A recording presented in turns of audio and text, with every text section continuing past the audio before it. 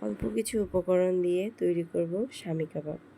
প্রথমে মাংস ছোট করে কেটে রাখা এবং ভিজিয়ে রাখা বুটের ডাল, তারপরে আদা রসুন বাটা, ধনিয়া বাটা, জিরা বাটা, হলুদের গুঁড়ো, মরিচের গুঁড়ো, পরিমাণ মতো লবণ এবং কাঁচামরিচ দিয়ে পেঁয়াজ কুচি দিয়ে সুন্দর করে ম্যারিনেট করে 5 মিনিটের মতো রাখবো।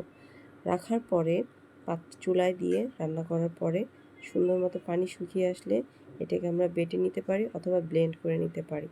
যার যেরকমভাবে সুবিধা হবে সে এভাবেই করতে পারেন। পেঁয়াজ, কাঁচামরিচ, ধনিয়া পাতা এবং একটি ডিম দিয়ে মিশ্রণটি আমরা সুন্দরভাবে ম্যারিনেট করব। ম্যারিনেট করার পরে সুন্দর করে বল বল তৈরি করব।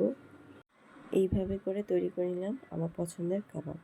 এবার পাত্রে গরম তেলের ভিতরে দিয়ে ভেজে নিব এবং হালকা ব্রাউন হয়ে আসলে সুন্দর করে পাত্রে তুলে নিব। তৈরি করে ফেললাম পছন্দের স্বামী কাবাব। যদি ভিডিওটা ভালো লেগে থাকে তাহলে লাইক, কমেন্ট অ্যান্ড শেয়ার করে দেবেন। Thank you.